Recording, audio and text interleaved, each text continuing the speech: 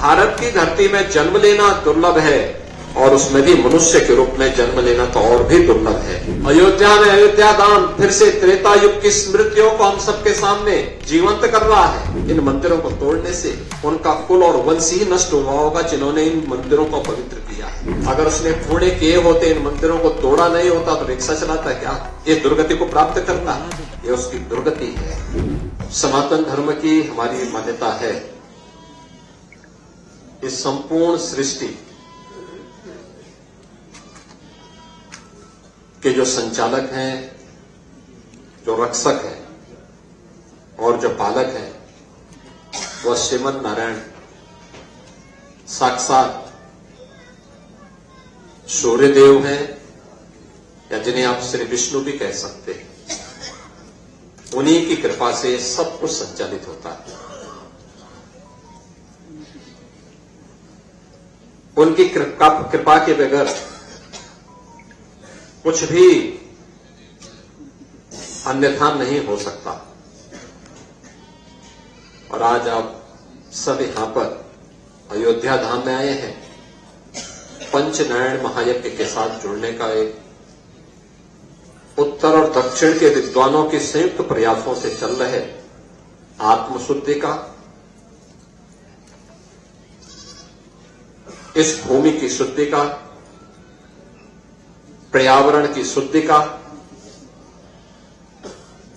इस पवित्र महायज्ञ के साथ जुड़ने का एक सौभाग्य आप सबको प्राप्त हो रहा है। और वह भी रामकोट में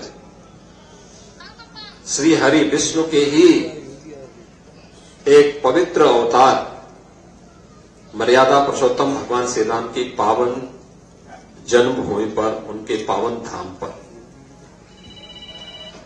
तो स्वाभाविक रूप से यज्ञ की सफलता तो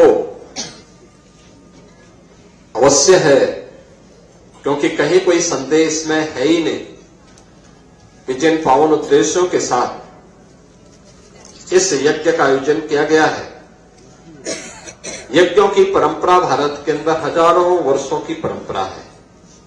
यज्ञात् भवति पर्जन्यो, यानी यज्ञ ही वर्षा का कारण है और वर्षा से ही इस सृष्टि में धन धान्य की फसल होती है, या फिर उसी से धन धान्य की समृद्धि प्रत्येक किसान को भी, व्यापारी को भी प्राप्त होती है। और उसी धन धान्य से, उसी अन्न से इस सृष्टि की व्यवस्था का संचालन भी हम कर पाते हैं। यानी यज्ञों की पावन परंपरा ये हजारों वर्षों की परंपरा है, और हजारों वर्षों की इस परंपरा के साथ आज आपको इस श्री राम कोट में पंच नारायण महायज्ञ के पावन आयोजन के साथ जुड़ने का सौभाग्य प्राप्त हो रहा है। मैं इस अवसर पर आप सबका हृदय से अभिनंदन करता हूं। बहनों और भाइयों, हम सबको इस बारे में ध्यान रखना होगा कि आयोजक असरफी भवन और इस पीठ के माध्यम से जो कार्यक्रम आयोजित किया गया है, ये पीठ स्वयं ही प्रभु की असीम कृपा की पीठ है। आज से नहीं, सैकड़ों वर्षों से अपने धार्मिक परंपरा के लिए जानी जाती है। श्री राम जन्मभूमि आंदोलन के दौरान पूरे श्रद्धा और समर्पण भाव के साथ इन धार्मिक पीठों ने इस पूरे आंदोलन को यज्ञ मान करके उसे सफलता की नई ऊंचाई तक पहुंचाने का काम किया था। और आज परिणाम हम सबके सामने है। याद करिए उन दो तिथियों को जब 5 अगस्त 2020 को प्रधानमंत्री मोदी जी के करकमलों से 500 वर्षों की दास्ता के कालखंड की उस कलंक को समाप्त करने के बाद अयोध्या में राम जन्मभूमि पर प्रभु राम के भव्य मंदिर के कार्यक्रम का शुभारंभ हुआ और 22 जनवरी 2024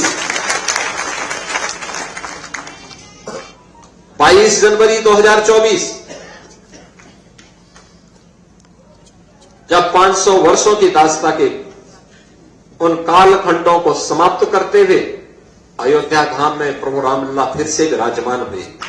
कौन ऐसा भारतीय था और कौन ऐसा सनातन धर्मावलंबी रहा होगा देश और दुनिया के अंदर जिसकी आंखों में श्रद्धा के आंसू न आए हो, श्रद्धा और सम्मान के साथ प्रभु के श्री चरणों में जिसने अपने आप को पूरा समर्पित न किया हो। और यही तो है हमारी परंपरा, यही परंपरा है जिस पर हर भारतवासी गौरव की अनुभूति करता है। और इसी के बारे में तो हमारे पावन प्रबंध काव्य और पावन ग्रंथ कहते हैं कि दुर्लभम भारतीय जन्म मानुषम तत्र दुर्लभ, यानी भारत की धरती में जन्म लेना दुर्लभ है और उसमें भी मनुष्य के रूप में जन्म लेना तो और भी दुर्लभ है। और यह दुर्लभतम क्षण हम सबको प्राप्त हो रहा है और वह भी हम अपनी आंखों से देखें।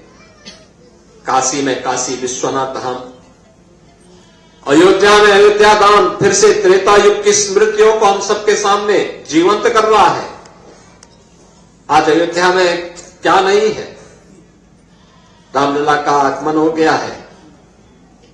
रामलला के आगमन के पूर्व अयोध्या के वैभव को, अयोध्या को वापस कराने के लिए कार्य करना पड़ा था। डबल इंजन की सरकार ने उस कार्य को संतों के मार्गदर्शन में आगे बढ़ाया। आज वो पूर्ण हो चुका है। ये लगातार निरंतरता प्राप्त करता रहे। याद रखना, विरासत को विस्मृत करके हम भौतिक विकास को स्थायी नहीं बनाए रख सकते। विरासत और विकास के बीच में एक बेहतर समन्वय होना चाहिए। यज्ञ उसी की प्रेरणा देता है, यानी यज्ञों के पीछे का भाव ही यही है कि उसका एक पक्ष है सांसारिक उत्कर्ष का और दूसरा पक्ष है जीवन में सफलता के लिए मुक्ति प्राप्त हो। सांसारिक उत्कर्ष विरासत को बनाए रख करके भारत की परंपरा अपने इष्ट देवों से, भारत के उन पावन धर्मस्थलों से, मानबिंदुओं से जो हमारे आदर्श हैं, हमारी प्रेरणा है, उनसे प्रेरित होकर के निरंतरता प्राप्त कर सके। और उन मूल्यों और आदर्शों को ध्यान में रख करके जब हम आगे बढ़ेंगे तभी भारत भारत बना रहेगा।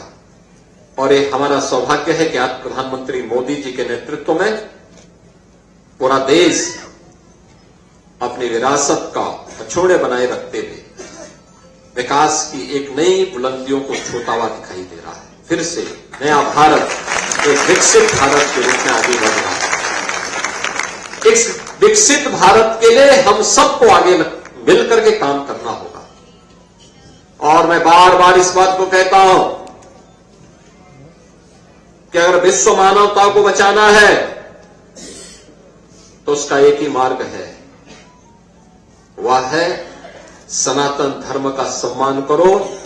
सनातन धर्म सुरक्षित है तो दुनिया में सब कोई सुरक्षित है।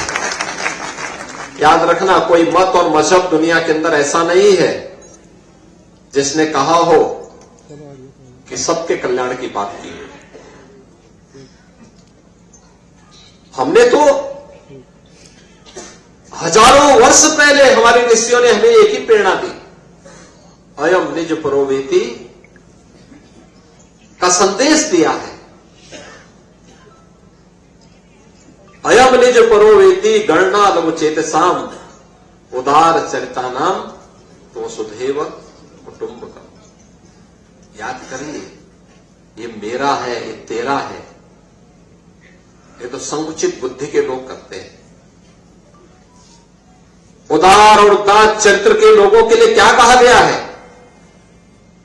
कि पूरी दुनिया तो उसके लिए एक परिवार है। और याद करिए, दुनिया के अंदर अकेले सनातन धर्म है जिसने दुनिया की हर जाति, हर मत, हर मजहब, हर संप्रदाय के लोगों को उसकी विपत्ति के समय शरण देकर के संरक्षण दिया है, उसे फलने फूलने का एक अवसर दिया है। लेकिन क्या दुनिया के अंदर ऐसे ही हिंदुओं के साथ भी हो रहा है क्या? ऐसे ही हो रहा है क्या? आज बांग्लादेश में क्या हो रहा है? पाकिस्तान में क्या हुआ था? इससे पहले अफगानिस्तान में क्या हुआ था? मैं पूछना चाहता हूं उन लोगों से, कौन वे लोग थे जिन्होंने देश के अंदर सनातन धर्म से जुड़े हुए उन मानबिंदुओं को नष्ट करने का काम किया था? और क्यों किया था? उसके पीछे की नियत क्या थी? उसके पीछे की नियति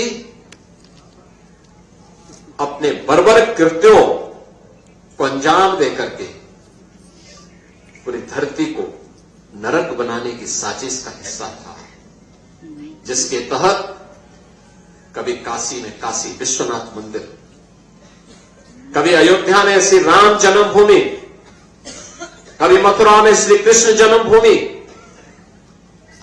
कभी संभल में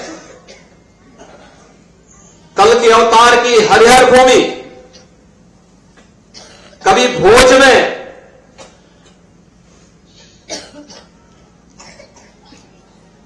ज्ञान के अधिष्ठात्री देवी मां सरस्वती के पावन मंदिर को नष्ट किया जाता है, तोड़ा जाता है, अपवित्र किया जाता है।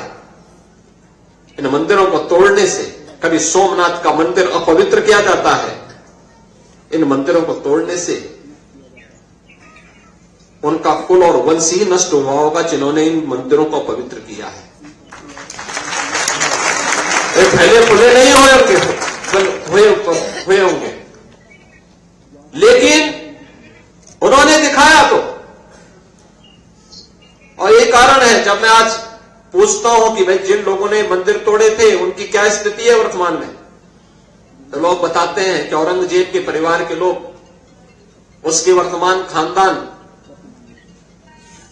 मुझे कोई एक दिन बता रहा था, जबकि कोलकाता के पास वो रिक्शा चलाते हैं, तो मुझे बताओ अगर उसने पुणे किए होते, इन मंदिरों को तोड़ा नहीं होता, तो रिक्शा चलाता क्या? ये दुर्गति को प्राप्त करता, ये उसकी दुर्गति है। उसने ईश्वर की अवमानना की है। और मैं यही कहूंगा कि दुनिया के अंदर अगर विश्व शांति की स्थापना करनी है तो यह सनातन धर्म ही उसको कर सकता है, केवल सनातन धर्म। और भारत के अंदर सनातन धर्म ही भारत का राष्ट्रीय धर्म है। भारत तब तक भारत है जब तक भारत के अंदर सनातन धर्म सुरक्षित है। और इसकी रक्षा के लिए, इसके संरक्षण के लिए हम सबको मिलकर के कार्य करना होगा। हर एक, यह शाश्वत धर्म है, सृष्टि के साथ चला हुआ धर्म है। हो सकता है किसी कालखंड में कुछ विसंगति आई हो, लेकिन विसंगति का परिमार्जन भी हमारे ऋषि मुनि संतों के माध्यम से समय समय पर महापुरुषों के द्वारा दिखाए गए मार्ग का अनुसरण करते हुए हम करेंगे। लेकिन कहीं भी हम इस विकृति के कारण, उस विसंगति के कारण आपसी उन फूट का, आपसी बंटवारे का, आपसी विभाजन के उन गलतियों का खामियाजा पूरे देश और पूरे धर्म को नहीं भुगतने देंगे। इस संकल्प के साथ हमें आगे बढ़ना पड़ेगा। जिन कारणों से देश को गुलाम होना पड़ा था, जिन कारणों से इस देश को गुलामी की बेड़ियों को जूझने के लिए, झेलने के लिए मजबूर होना पड़ा था, हमारे पवित्र धर्मस्थलों को अपमानित होना पड़ा था, वे फिर से न हो, ऐसी स्थिति पैदा हो, इसके लिए अभी से हर एक भारतवासी को तैयार होना होगा। और जब हम लोग दिलो दिमाग से इसके बारे में सोचेंगे, तभी भारत भी सुरक्षित रहेगा, सनातन धर्म भी सुरक्षित रहेगा, आने वाली पीढ़ियां भी सुरक्षित रहेंगी। पंचनारायण महायज्ञ, इसी भाव के साथ पर्यावरण की भी शुद्धि हो, भारत की रक्षा हो, सनातन धर्म फिर से हम सबके संरक्षण का आधार बने और हम अपने धर्म की सुरक्षा का आधार बने, इस भाव के साथ आज यहां पर पवित्र अयोध्या धाम में श्री राम जन्मभूमि के इस पावन धरा पर मां सरयू के इस आंचल में आज यहां पर आयोजित हो रहा है। मैं इसके लिए जगत गुरु रामानुजाचार्य पूज्य स्वामी श्री श्रीधराचार्य जी महाराज और उनकी पूरी टीम को, जो इस पूरे आयोजन के साथ जुड़े हैं, उन सब का हृदय से अभिनंदन करता हूं और विश्वास व्यक्त करता हूं कि यज्ञ का पुण्य पूरे भारतवासियों को, हर सनातन धर्मावलंबी को प्राप्त हो। आप सबके प्रति मेरी शुभकामनाएं हैं। मेरे साथ आप बोलेंगे, भारत माता की जय, भारत माता की जय, भारत माता की जय, भगवान श्री राम की जय, मर्यादा पुरुषोत्तम प्रभु श्री राम की जय, मां जानकी की जय, मां जानकी की जय, सरयू मैया की जय, सरयू मैया की जय, नमः पार्वती, नमः भगवत, नमः पार्वती पते, हर हर